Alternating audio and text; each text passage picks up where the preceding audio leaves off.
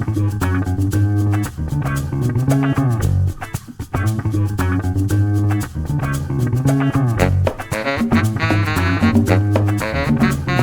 teman-teman, apa kabar semua? Kembali lagi di channelku Mr. Angler.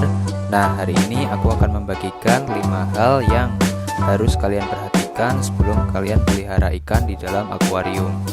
Pasti dong dari kalian pernah menanyakan hal-hal yang harus dipersiapkan sebelum kalian membeli akuarium.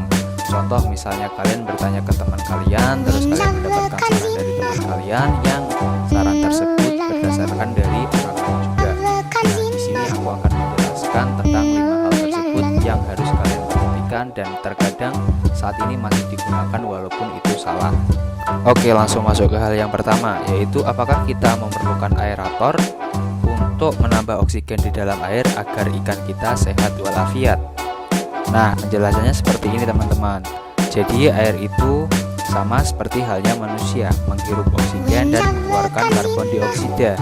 Dan di air pun ada pertukaran udara yang terjadi di permukaan air tersebut. Oksigen yang dari udara itu akan otomatis masuk ke dalam air, dan karbon dioksida yang berada di dalam air akan keluar ke udara. Ini yang dinamakan gas exchange yang terjadi di permukaan air. Entah itu air yang bergerak ataupun air yang hanya tergenang. Jadi di situ akan tetap terjadi pertukaran oksigen dan karbon dioksida. Nah, manfaat dari aerator sendiri adalah untuk mempercepat pertukaran oksigen yang terjadi di permukaan air. Yang berarti bahwa aerator itu tidak memberikan oksigen di dalam air, tetapi untuk membantu mempercepat atau memperlancar pertukaran oksigen yang terjadi di permukaan air. Jadi intinya aerator itu tidak memberikan oksigen ya teman-teman, karena air tersebut sudah melakukan pertukaran antara oksigen dan karbon dioksida itu sendiri. Oke, langsung masuk ke hal yang kedua ya teman-teman, sirkulasi akuarium baru. Nah, di sini biasanya teman-teman dapat saran untuk didiamin dulu airnya di dalam akuarium sebelum ikan itu masuk dengan water pump atau aerator di dalam akuarium. Dan ini nggak ada gunanya teman-teman, entah itu kalian didiamin selama 1 tahun, 2 tahun, 3 tahun, itu nggak ada gunanya sama sekali. Terus maksud dari tujuan sirkulasi akuarium itu adalah supaya ada bakteri pengurai di dalam akuarium tersebut. Jadi kalian harus memasukkan sumber amonia ke dalam akuarium kalian. Dan tujuan dari memasukkan sumber amonia itu adalah untuk memulai nitrogen cycle. Nah, di sini jadi kalian harus tahu bahwa kalian harus memasukkan yang namanya amonia.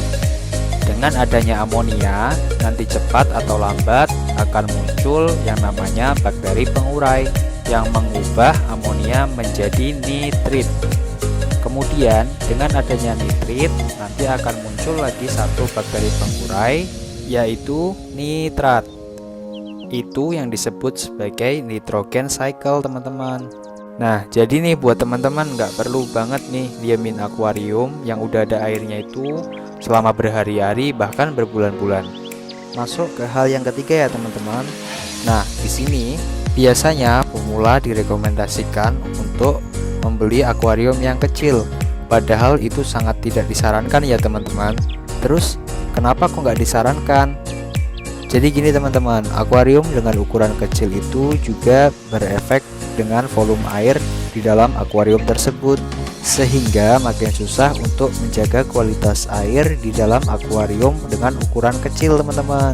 Dan yang terjadi ketika kalian baru membeli akuarium dengan ukuran kecil ini akan semakin kesusahan untuk menjaga kualitas air, dan yang ada malah ikannya akan sering sakit atau tewas teman-teman. Jadi akuarium yang besar itu lebih bagus daripada akuarium yang kecil teman-teman.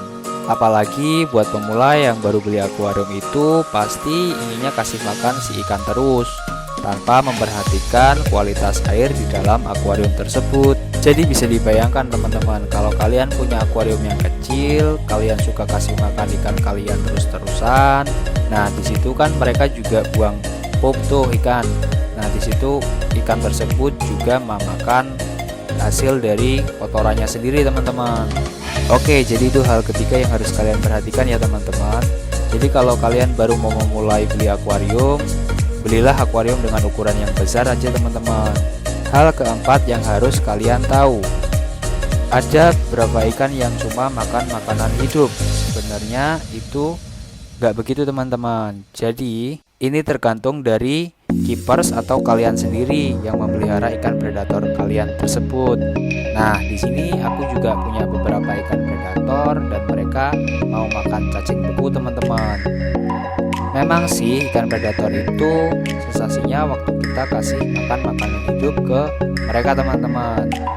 Tapi bukan berarti mereka juga harus makan makanan hidup terus-menerus teman-teman. Dan caranya biar ikan kalian ini mau makan makanan mati yang gak hidup itu, kalian harus bikin ikan kalian ini benar-benar lapar teman-teman. Oke, sekarang masuk ke hal kelima ya teman-teman. Menaruh ikan sapu-sapu atau ikan kaviat ataupun ikan-ikan jenis cleaning service di akuarium kalian yang kalian percayai bisa membersihkan akuarium kalian dari lumut atau algae. Jadi sebenarnya ikan cleaning service ini bisa membersihkan kotoran di akuarium kalian yang terlihat, tetapi justru di sisi lain malah memberikan banyak kotoran di dalam akuarium kalian teman-teman. Dan nantinya kalian ini malah menambah jumlah biolot di dalam akuarium kalian. Nah, apa sih biolot itu? Biolot adalah jumlah kotoran yang diproduksi oleh ikan kalian teman-teman. Nah, biolot sendiri itu dipengaruhi oleh seberapa aktif ikan yang ada di akuarium kita dan seberapa banyak kita ngasih makan ke ikan kita teman-teman. Jadi sebenarnya tidak ada larangan untuk menaruh ikan cleaning service ini, tetapi kalian juga harus memperhatikan seberapa besar terus seberapa banyak ikan cleaning service kalian makan, dan kalian juga harus lihat kondisi air kalian. Contoh seperti ikan predatorku yang aku kasih makan cuma 3 hari sekali atau bahkan 4 hari sekali.